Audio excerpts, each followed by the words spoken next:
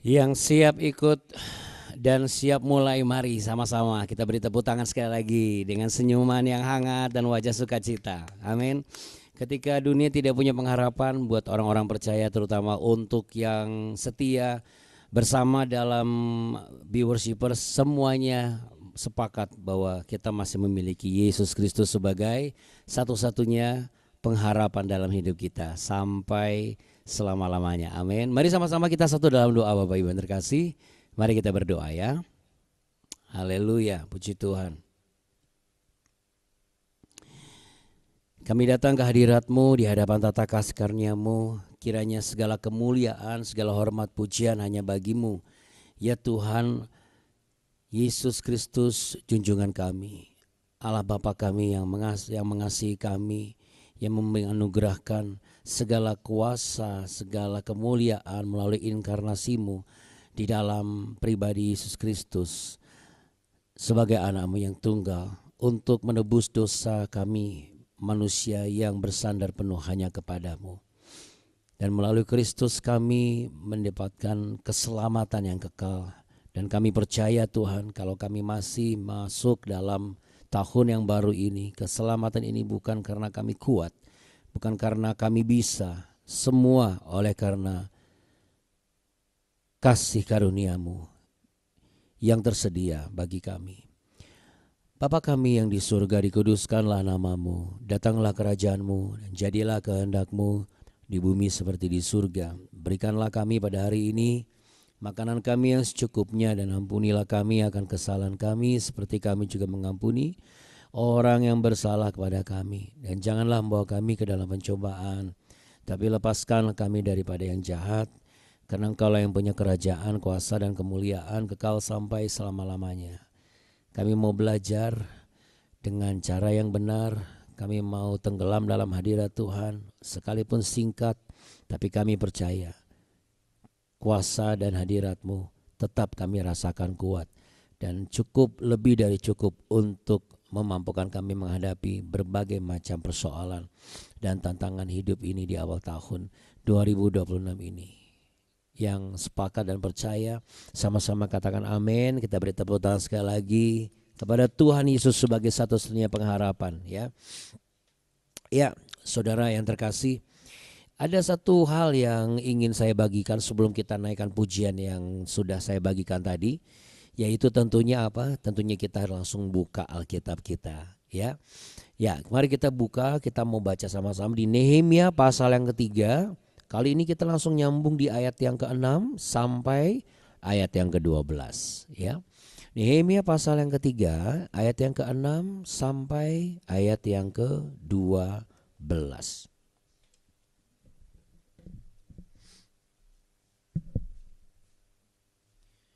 Ya, pagi ini kita mau belajar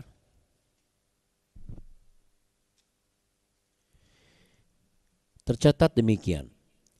Pintu gerbang lama diperbaiki oleh Yoyada bin Pasea dan Mesulam bin Beseya. Mereka memasang balok-balok lalu memasang pintu-pintunya dengan pengancing-pengancing dan palang-palangnya. Berdekatan dengan mereka, Melaka orang Gibeon dan Yadon orang Meranot mengadakan perbaikan beserta orang-orang Gibeon dan Mispa yang berada di wilayah kekuasaan bupati daerah sebelah barat Sungai Efrat. Berdekatan dengan mereka, Uzil bin Harhaya, salah seorang tukang emas, mengadakan perbaikan, dan berdekatan dengan dia Hananya, seorang juru campur rempah-rempah. Mereka memperkokoh Yerusalem sampai tembok lebar. Berdekatan dengan mereka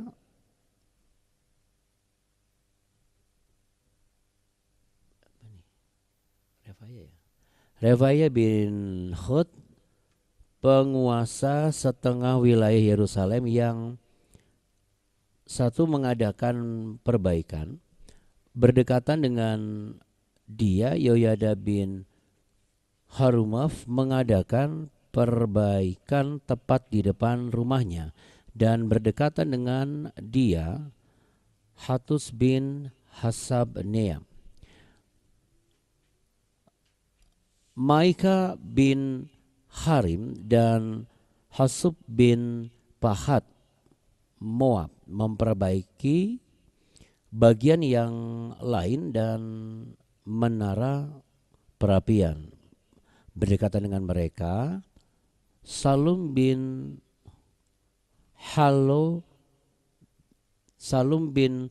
Halobesh, penguasa setengah wilayah Yerusalem yang lain, mengadakan perbaikan bersama-sama anak-anak perempuannya. Ya, saudara, ini ayat 6 sampai 12 sebenarnya tentang apa, saudara?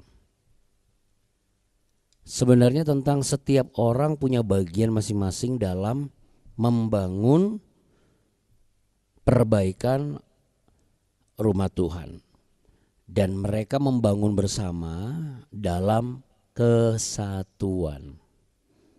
Ya, coba deh kita lihat lagi, nanti bisa diperhatikan lagi. Ada beberapa bagian-bagian semua kalau kita gabungkan dari ayat yang kedua kemarin satu-satu, walaupun ada beberapa orang, segelintir orang yang tidak mau memberikan bantuan, ya.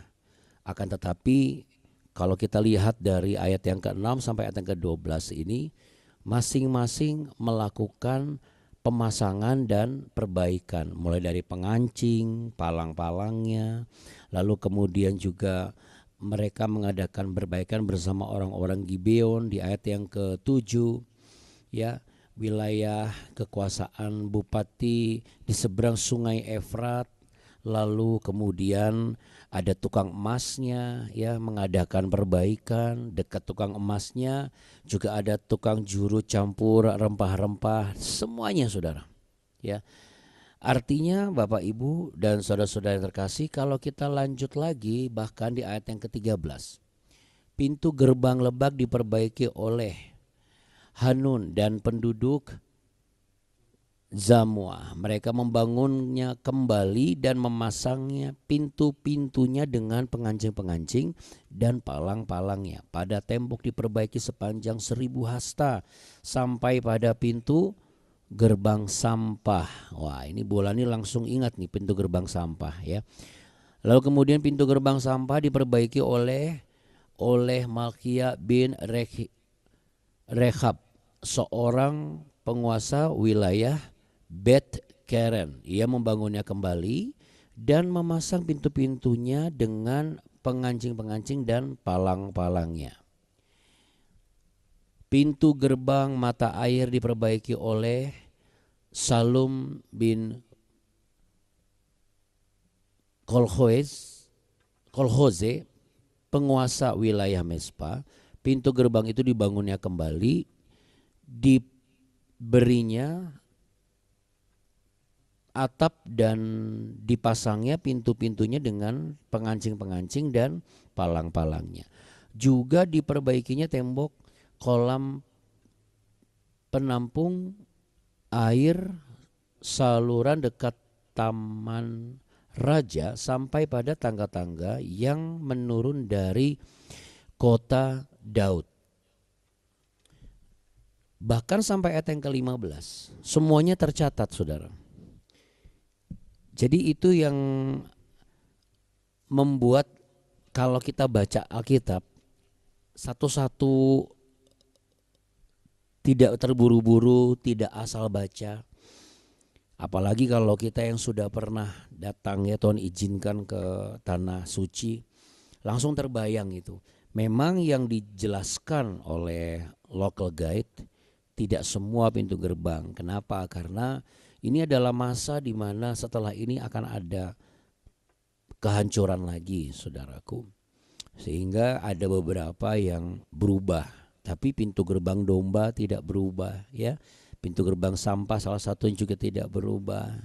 Ya, pintu gerbang Maria pun juga tidak berubah ya. Artinya apa? Setiap hal yang dilakukan dari mulai yang kecil sampai yang besar itu semuanya berharga. Semuanya berharga dan semuanya tercatat. Kita bisa lihat ada banyak nama di sana. Nah, saudaraku yang terkasih, tidak ada pekerjaan yang kecil di mata Tuhan. Itu pesan yang ingin Roh Kudus ingatkan kembali di awal tahun, minggu kedua awal tahun 2026 ini. Kalau sepanjang tahun yang lalu kita selalu merasa kayaknya pekerjaan saya tidak ada artinya. Yang saya lakukan hanya sebagai orang tua yang hanya melihat cucu atau menemani cucu les, atau ya tidak seaktif dulu. Bahkan justru membebani. Atau misalnya ketika kita juga sepanjang tahun kemarin terkadang sempat merasa menjadi pribadi yang mudah sekali merasa minder. Kayaknya tidak terlalu besar dampak saya untuk bisa melakukan pekerjaan di pelayanan ini atau di dalam perusahaan ini. Saudaraku, ayat 12 mengatakan ada anak perempuan juga yang ikut membangun. Berarti apa, saudara? Mau sampai kapanpun, setiap bagian yang Tuhan percayakan, entah besar atau kecil, entah tampak atau tidak, tetapi bagi Tuhan itu semua adalah hal yang layak untuk diingat dan dikenang. Amin.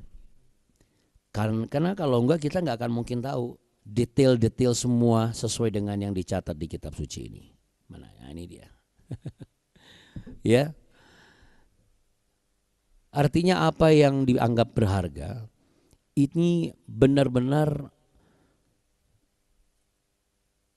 tidak hanya bicara mengenai generasi tertentu atau gender tertentu, tapi melintasi setiap generasi dan setiap gender. Jadi kiranya ketika kita masih berada di posisi yang sama dan kita merasa, ya saya tetap merasa bahwa saya seperti kacung, saya seperti ekor, saya seperti buntut di tempat saya berada saat ini. Pekerjaan saya, pelayanan saya, ketersediaan kemampuan saya dibandingkan yang lain, siapa sih saya? Ketika Anda mendengar kebenaran ini, saya yakin dan percaya Anda tidak akan lagi sepakat dengan apa yang Anda rasakan di tahun yang lalu. Karena terbukti apa yang Anda lakukan semuanya menjadi hal yang sangat berharga dan layak untuk dikenang. Nah, hal yang layak dan berharga untuk dikenang itu disebut sebagai istilah zecher. Zecher itu adalah sesuatu yang layak diingat ataupun dikenang, layak untuk dicatat. Sama seperti penjelasan yang saya sampaikan. Saya yakin kalau Anda merasa bahwa apa yang saya sampaikan ini adalah berharga dan layak untuk dikenang, layak untuk diingat, maka Anda akan tetap mencatat. Sama seperti Anda ketika datang ke gereja. Ketika Anda datang ke gereja, Anda mendengar firman Tuhan, either Anda mencatat langsung di atas kertas ataupun mencatat di buku, ataupun Anda mengingat kembali dengan membaca ulang di rumah. Ataupun ketika Anda tidak mencatat Abuna, tetapi yang luar biasa ketika saya mendapat masalah, itu saya langsung ingat apa yang disampaikan oleh firman Tuhan. Nah, itu yang namanya hal yang luar biasa. Di dalam diri setiap manusia orang percaya, ada bagian yang dimiliki oleh manusia rohani kita, di mana bagian itu selalu mencatat hal-hal yang layak diingat untuk dikenang. Dan itu akan muncul ketika sesuatu terjadi dan sedang dihadapi. Itu sebabnya jangan heran kalau bapak atau ibu sering begini, tiba-tiba langsung ingat. Memang tidak secara literal tertulis dalam kitab apa, tapi langsung ingat. Wah, waktu itu hamba Tuhannya bicara begini. Yang awalnya mau mengambil keputusan atau tindakan yang keliru, Anda akan mengurungkan niat, lalu Anda akan secara naluriah meresponi hal yang diingatkan oleh Roh Kudus yang ada di dalam diri manusia rohani kita. Karena bagi Roh Kudus itu adalah hal yang zecher sifatnya, hal yang layak dan patut untuk diingat dan dikenang. Baik kita sedang menghadapi masalah, baik kita sedang bersuka cita, atau hal-hal yang layak untuk dikeluarkan kembali ingatan kita, itu datang dari Roh Kudus dan itu yang dianggap sebagai zecher, yang tercatat. Bagaimana dengan pekerjaan iblis? Saudara, iblis juga kerjanya suka niru-niru. Cuman bedanya dia membangkitkan ingatan yang gak baik, yang gak perlu diingat, malah dicoba untuk diingat-ingat lagi. Jadi pesan utama kedua hari ini, kalau kita sudah menyadari secara naluriah kita membutuhkan sesuatu yang baru, secara kedagingan deh, kita membutuhkan terobosan yang baru, apalagi di tahun 2026, pengharapan yang baru. Tapi saya mau katakan, untuk orang-orang percaya, kita tidak perlu pengharapan yang baru.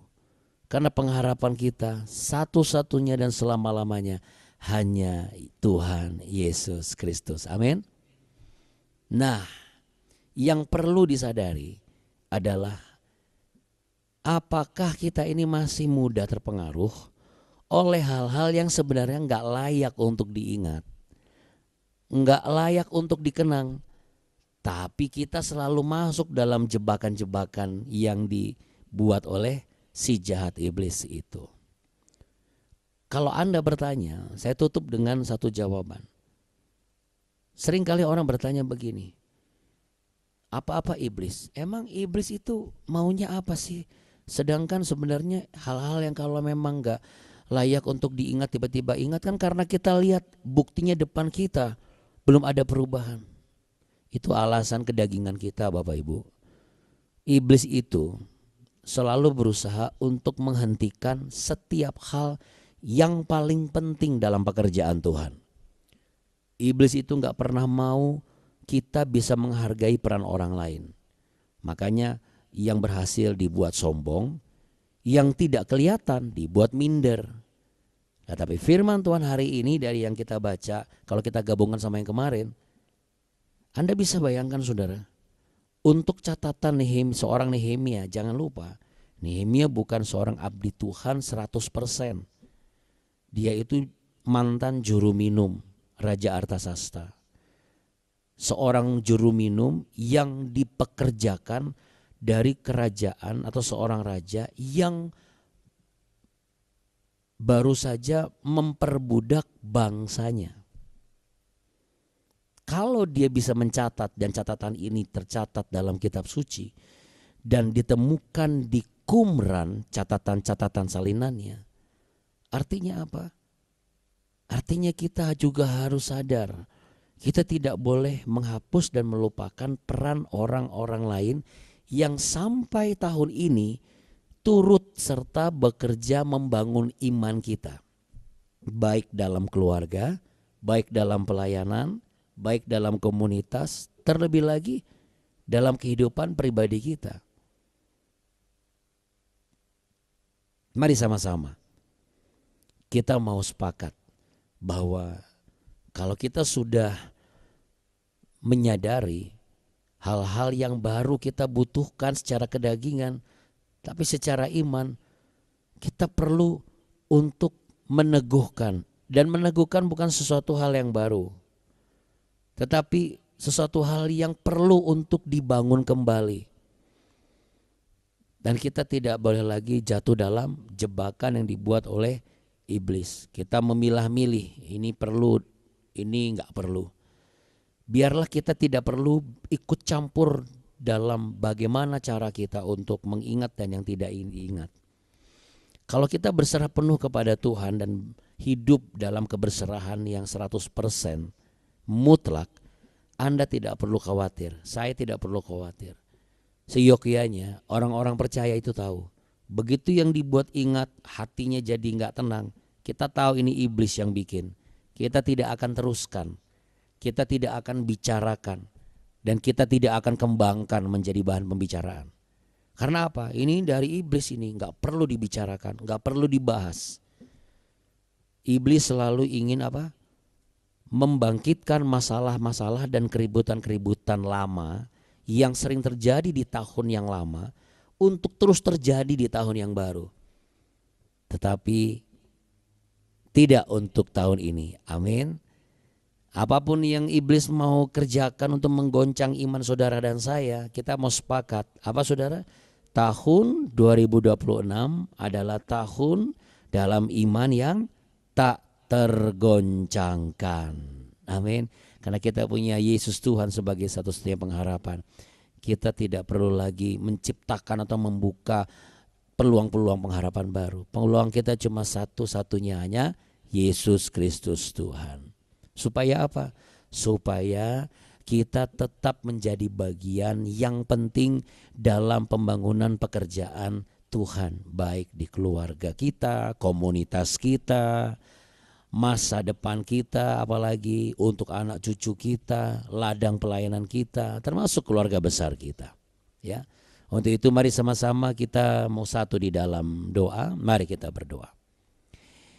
Saat ini Engkau sudah mengingatkan kepada kami bahwa setiap hal besar ataupun kecil, Roh Kudus sesungguhnya terus bekerja untuk mencatat apa yang perlu dan layak untuk diingat dan dikenang. Bukan tentang sebagaimana dan seberapa besar, tetapi untuk menunjukkan keberadaan kami sampai hari ini di tahun ini, karena kami pun termasuk bagian yang penting dalam pekerjaan Tuhan yang harus diselesaikan di kehidupan ini. Ajarilah kami Tuhan untuk terus berjalan dalam kesatuan iman, dalam kesatuan semangat, dalam kesatuan kasih, dalam kesatuan ketaatan, agar hidup kami ini pribadi lepas pribadi tetap menjadi bagian yang penting dari pekerjaan-Mu sampai Engkau datang kali yang kedua. Karena kami percaya satu-satunya pengharapan kami hanya Yesus Kristus Tuhan. Mari kita mau sama-sama naikkan pujian ini saudaraku. Saya akan mulai share. Ya, silakan simak pujiannya. Kita mau naikkan ini bersama-sama. Mari kita naikkan bersama-sama ya.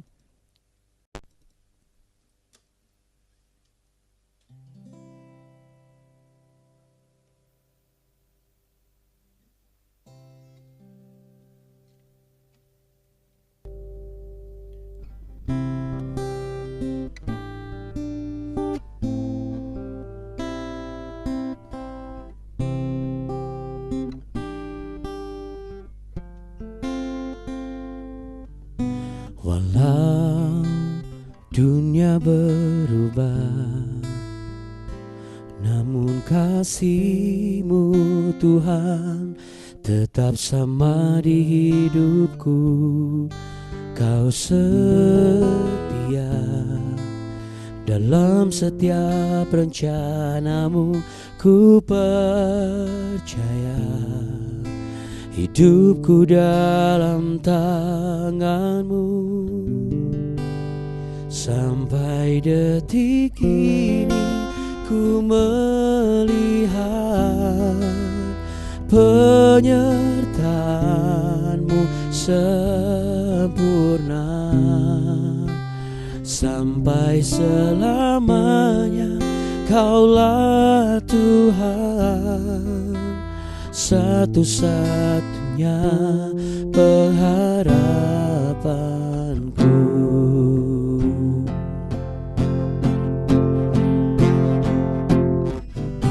Walau dunia berubah, namun kasih-Mu Tuhan tetap sama di hidupku. Amin. Kau setia dalam setiap rencana-Mu, ku percaya hidupku dalam tangan-Mu. Sampai detik ini ku melihat penyertaan-Mu sempurna. Sampai selamanya Kaulah Tuhan, satu-satunya pengharapanku.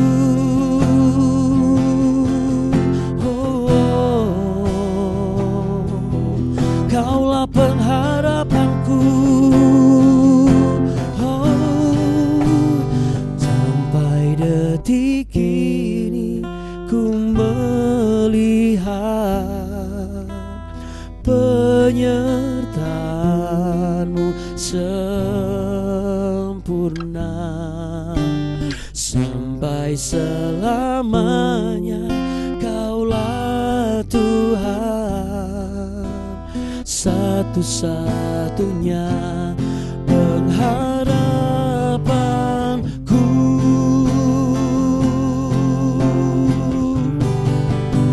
Sampai detik ini ku melihat penyertaan-Mu sempurna.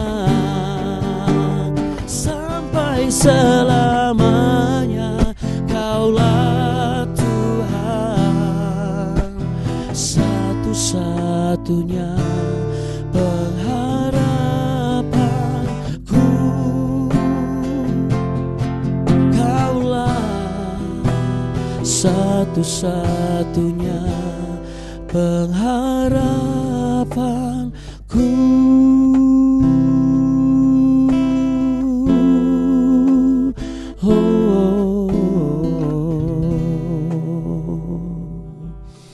Mari kita buka tangan kita sama-sama. Terimalah berkat, terimalah damai sejahtera, terimalah janji Tuhan sebagai penjagamu, bahwa Ialah penjagamu sekarang sampai selama-lamanya.